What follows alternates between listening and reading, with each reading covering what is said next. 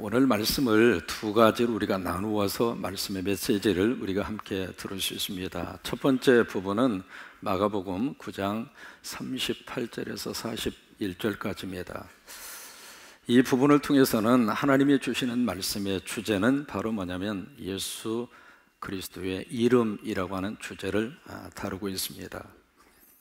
또 하나의 부분은 그 다음 부분이 되겠죠. 마가복음 9장 42절에서 50절까지의 말씀인데, 이 부분을 통해서는 어떤 주제를 다루고 있느냐면 예수 그리스도의 비전, 예수 그리스도가 가지고 있는 꿈, 그것을 다루고 있는 것이 후반부의 말씀의 주제입니다.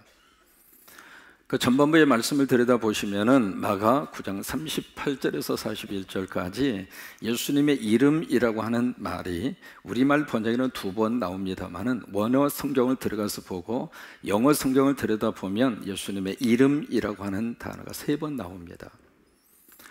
오늘 38절을 보시면은 요한이 예수님이 와서 사역 보고를 하는 것으로 말씀을 시작을 하고 있어요. 어떤 사람이 예수님의 이름으로 귀신을 쫓아내는 거예요. 근데 그 모습을 들여다본 요한이 그 사역을 금지를 하고 있습니다. 금지한 이유는 우리를 따르지 아니하기 때문에. 그 말씀은 무슨 말씀이냐면 예수님의 제자의 그룹 속에 들어오지 않았다, 그 말이에요. 우리식으로 적용을 하자면 당신이 우리 교인이 아닌데 어떻게 당신이 예수님의 이름으로 귀신을 쫓아내느냐, 바로 그거예요. 그래서 그 사역을 금지시킨 거예요. 사람은 참 묘합니다. 자기 그룹 속에 들어오지 않으면 자꾸 배척하는 거예요. 그런데 하나님의 사람은 그런 생각과 개념으로 상대를 들여다 보아서는 안 됩니다. 여러분, 우리 교회가 부흥되는 것처럼 옆에 있는 교회도 부흥이 되어야 하나님이 기뻐하셔요. 이럴 때 아멘 하시면 하나님이 참 행복해 하십니다. 옆에 있는 교회가 상처가 있든지 아프든지 그건 그쪽 사정이고, 우리 교회만 자꾸 부흥이 되고 우리 교회만 자꾸 커지고, 이럴 때 아멘 하시면 안 됩니다.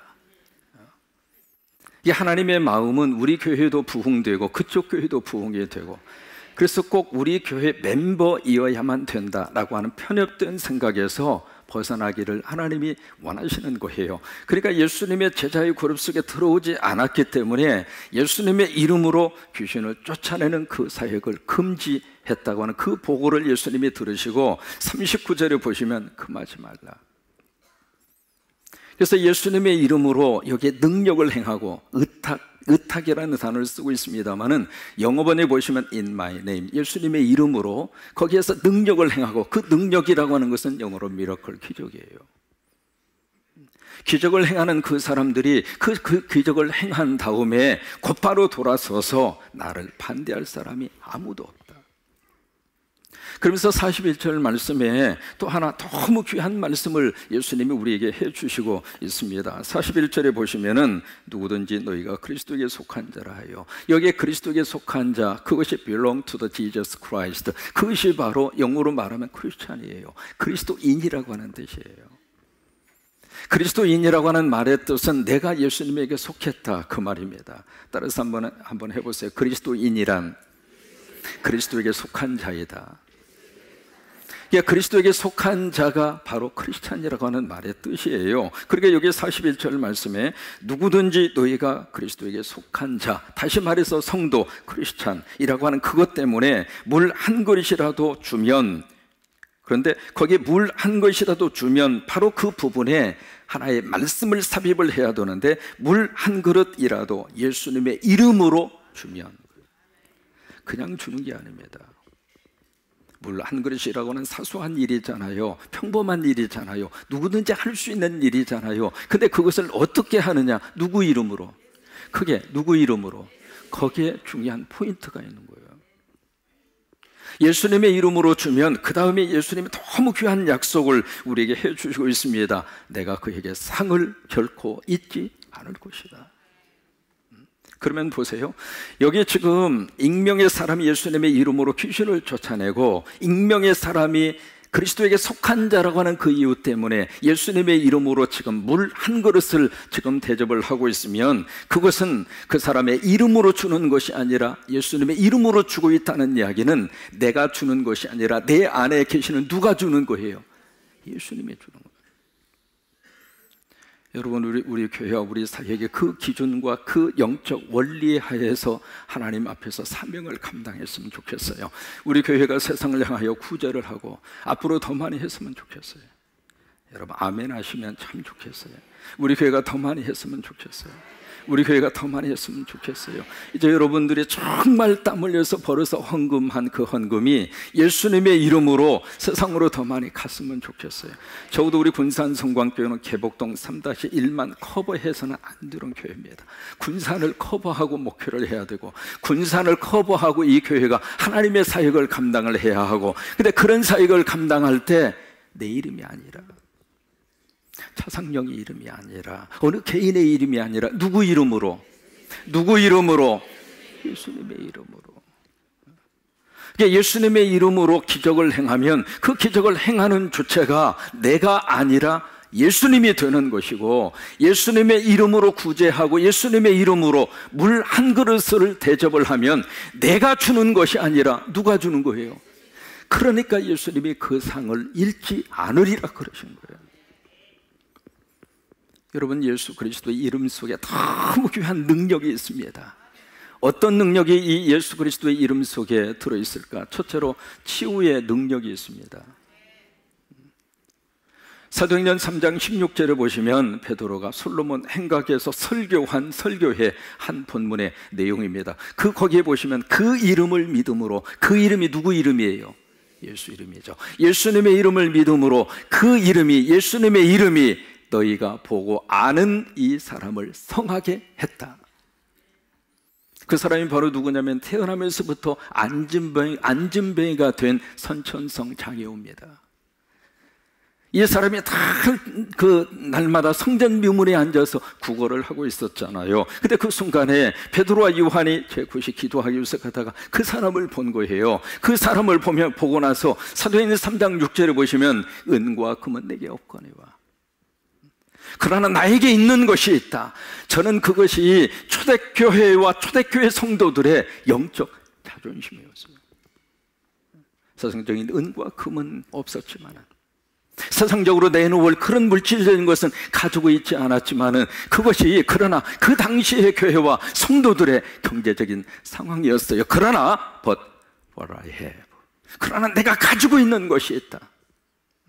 여러분, 이것이 우리 예수 믿는 사람의 거룩한 자존심이에요. 우리가 세상적으로 큰 것을 가지고 있다 하지 않더라도 적어도 교회와 우리 성도들이 가지고 있는 거 하나 있습니다.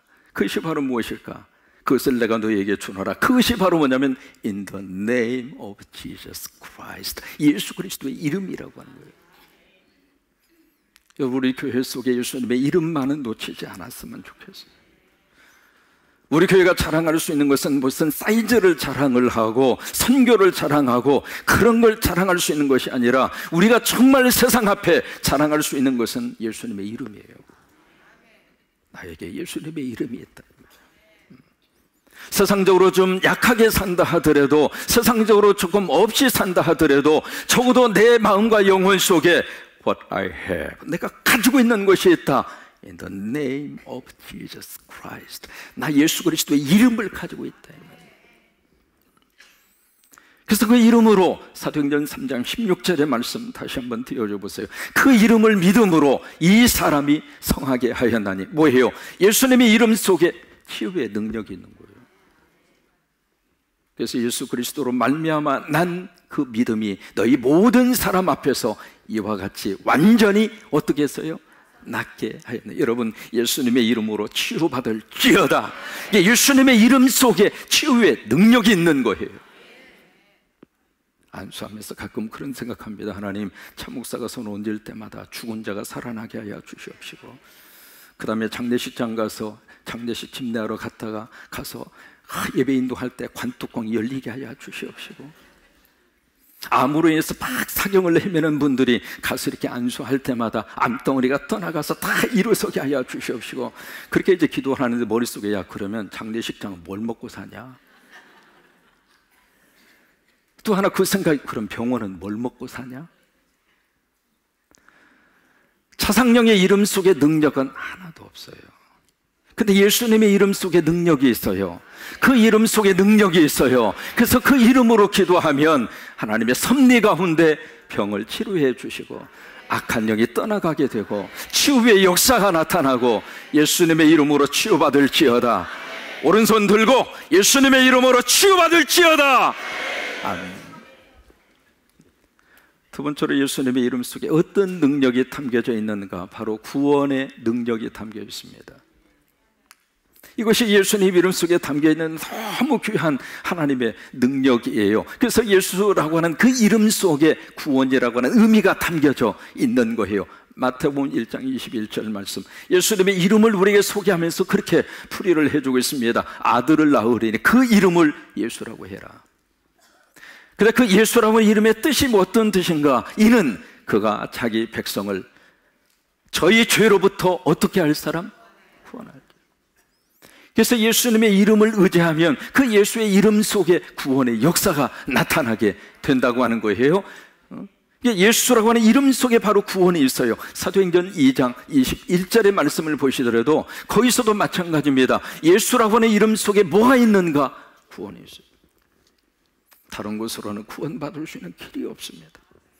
그런데 우리가 예수 그리스도의 이름을 믿으면, 예수 그리스도의 이름을 영접하면, 예수 그리스도의 이름을 시인하면 참 놀라웠게도 그 예수님의 이름이 나를 구원하셔서, 나를 살리셔서, 우리 가정을 살리셔서 우리를 천국 백성 삼아주시고, 그래서 예수 그리스도의 이름 속에 바로 구원의 능력이 그 속에 담겨져 있다고 하는 거예요.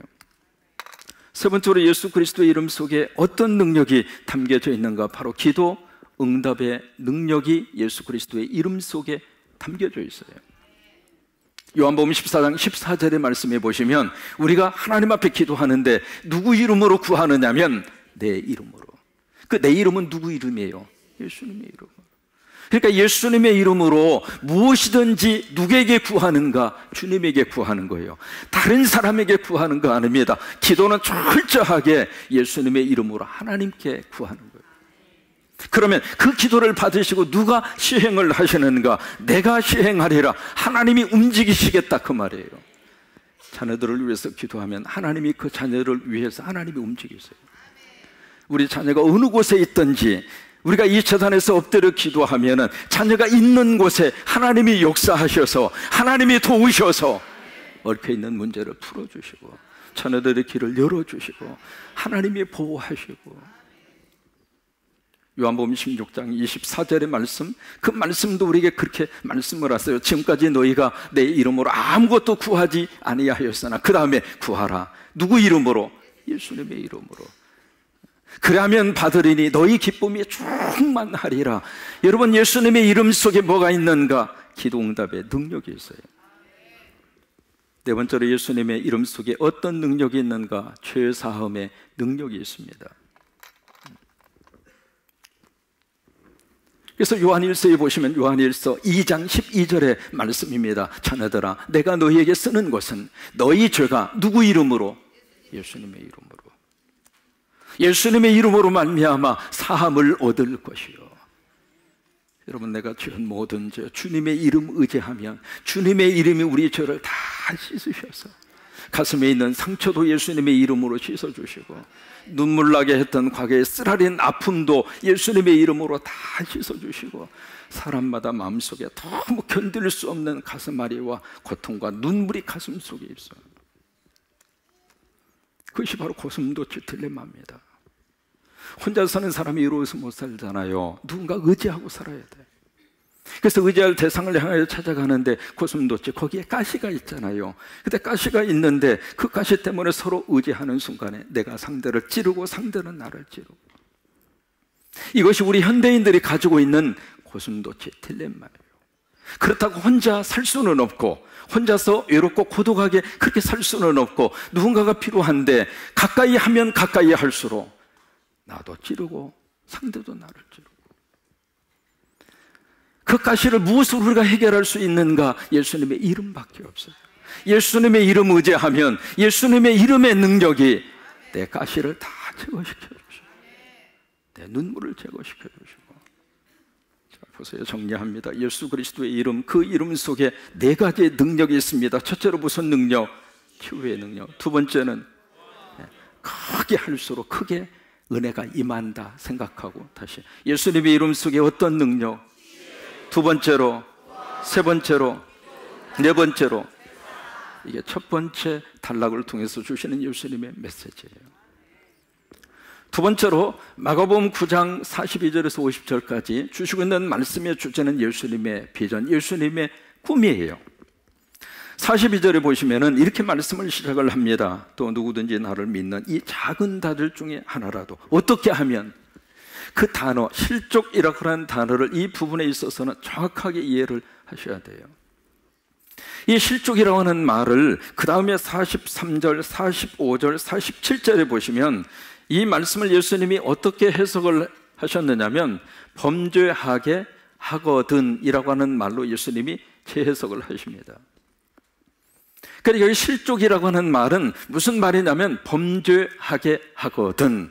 이것을 이제 원래 헬라 말로는 바로 어떤 말씀으로 되어져 있느냐면 스칸달리조라고 하는 뜻이에요. 이게 무슨 뜻이냐면 마치 여러분 바나나를 드시고 맛있게 잘 드시잖아요. 바나나 껍질을 길에다 버렸어요.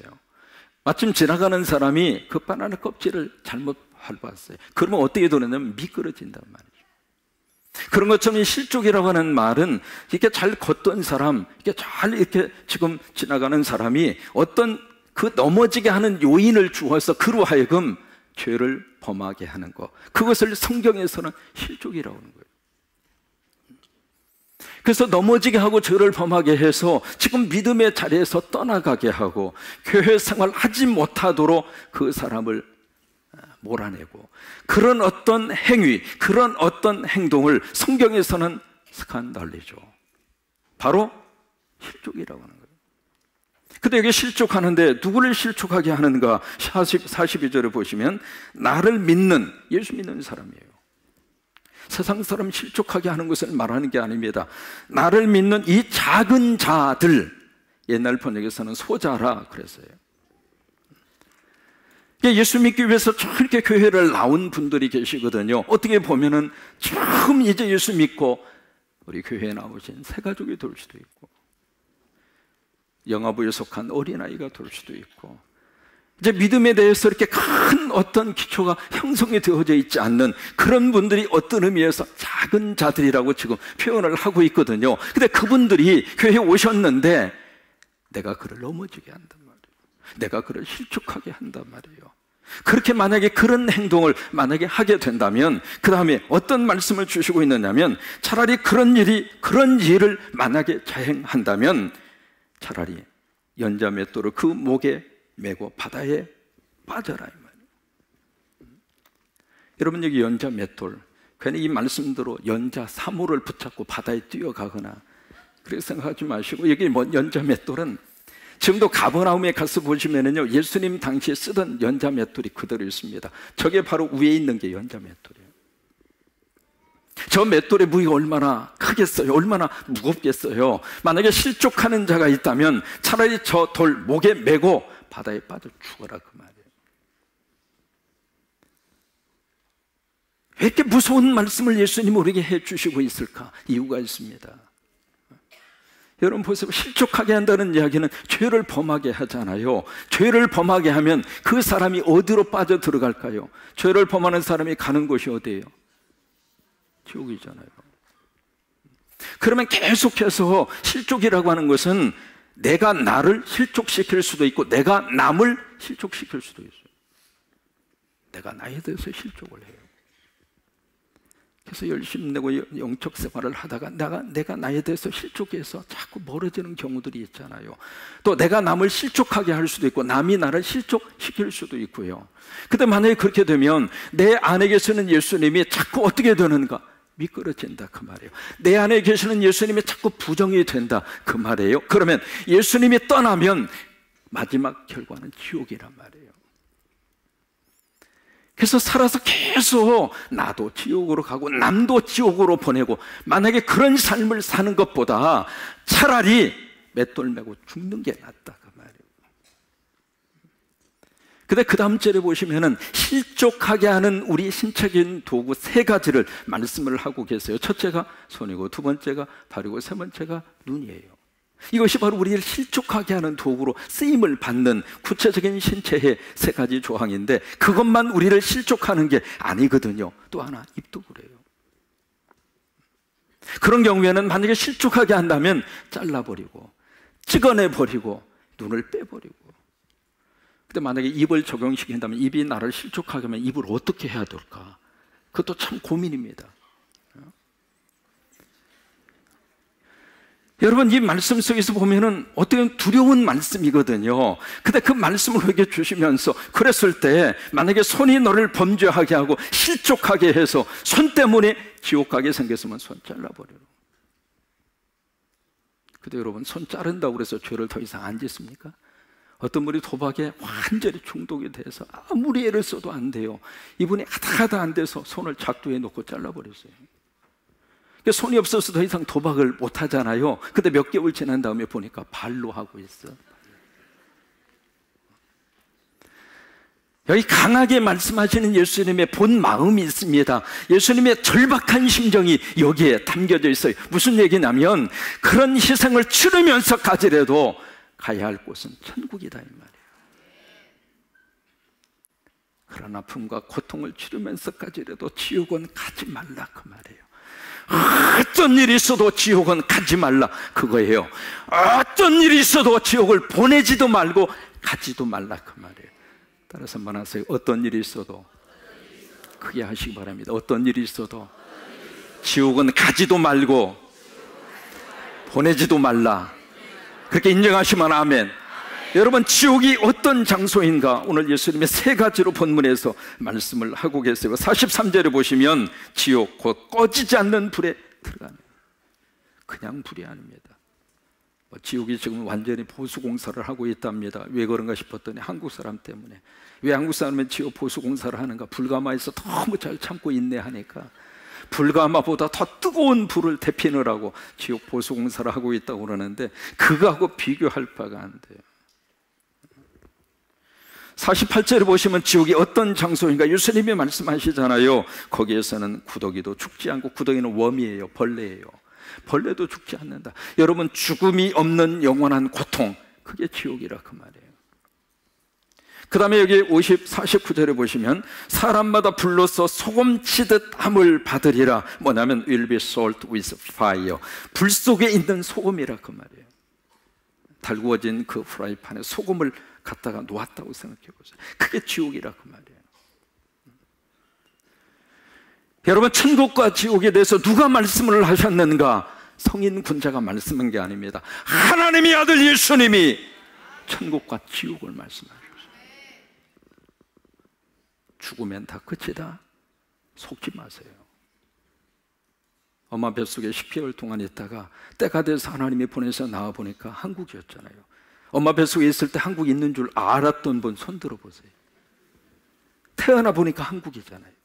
그럼 여기서 이제 70년, 80년 하나님이 허락하신 백수를 누리시다가 이제 가는데, 가면 끝입니까? 그래서 청교도의 믿음에 너무 귀한 역사를 일으키셨던 조나단 에드워드 목사님이 설교하면서 그분이 했던 설교가 있습니다. 뭐라고 설교를 했느냐면, 만약 여러분들에게 단 5초만, 많은 시간도 아닙니다, 딱 5초, 딱 5초만 지옥을 보여줄 수 있다면 여러분들은 하나님 앞에서 신실하게 살지 않을 사람이 없을 것입니다. 감리교를 만드셨던 존 웨슬레 목사님 그렇게 설교합니다.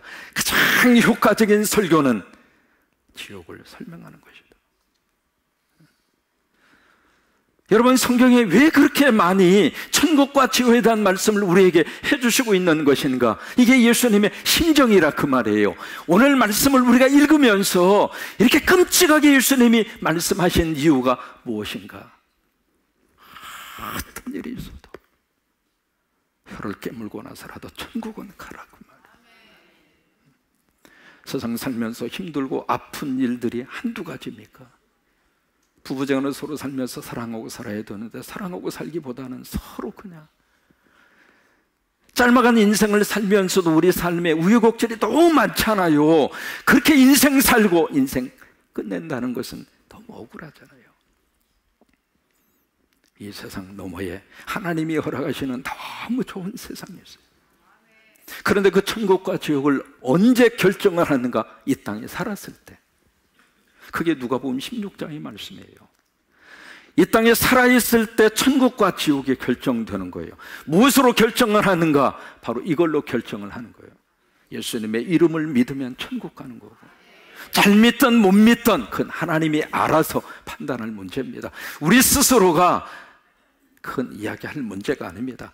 딱 하나, 예수님의 이름을 의지하고 믿으면 하나님이 우리 구원하셔서 천국 가게 하신다, 그 말. 그것이 어느 때 결정을 하는가? 이 땅에 살아있을 때. 독일 출신의 목사님 가운데 라인 하르크 본케라고 하는 목사님이 계세요. 이분은 어렸을 때부터 선교적인 꿈을 가지시고 아프리카에 어디 가서 선교를 하셨느냐면 이름도 아주 특이한 나라입니다. 레소토라고 하는 나라. 그 나라에 가서 이 본케 목사님이 너무 귀한, 그분이 한 번 집회할 때마다 최대 인원이 160만 명이 모입니다. 여러분, 아프리카 가서 보면은요, 하나님의 기적의 역사를 눈으로 확인합니다. 제가 이제 아프리카 몇 번 가서 집회를 할 때마다 제 설교가 얼마나 유창해요. 한국말로 설교하는 것도 좀 그런데 영어로 설교하면 그 영어 설교가 얼마나 잘할 수 있겠어요. 근데 거기 집회할 때마다 야외 집회해서 보면 세상에 어디에서 그렇게 사람들이 몰려오는지. 근데 그 말씀을 통해서 은혜를 받아요. 아멘 해주시면 얼마나 좋겠어요. 그래서 본케 목사님이 집회할 때마다 160만 명이 모여서 너무 귀한 은혜의 집회를 그분이 지금도 하고 계시는데, 그 목사님이 쓴 책 가운데 너무 인상적인 책을 그분이 쓰셨어요. 어떤 책의 제목이냐면, 한번 띄워줘 보세요. 바로 이거예요. 텅 빈 지옥 가득한 점. Hell empty, heaven full. 저 책의 제목이 오늘 본문을 통해서 가지고 있는 예수님의 비전입니다. 지옥은 텅텅 비어가고 천국은 꽉꽉 채워져 가고, 이게 예수님의 비전이라 이 말이에요. 여러분, 그 예수님의 비전을 우리 교회와 성도들이 함께 공유하면서 나 때문에 또 한 생명을 천국으로 보내고 나 때문에 또 한 생명을 지옥에서 건져내고, 여러분, 이 놀라운 예수님의 비전이 우리의 비전이 될 수 있게 되기를 주의 이름으로 축원합니다. 정리합니다. 하나님이 첫 번째, 누구 이름? 예수님의 이름. 예수님의 이름 속에 치유의 능력이 있고, 예수님의 이름 속에 구원의 능력이 있고, 예수님의 이름 속에 기도응답의 능력이 있고, 예수님의 이름 속에 죄사함의 능력이 있고, 또 하나 예수님의 이름을 믿는 자마다 예수님께서 꿈을 가지고 계세요. 한 생명이라도 천국 가게, 그 은혜가 넘치게 되기를 주의 이름으로 축원합니다.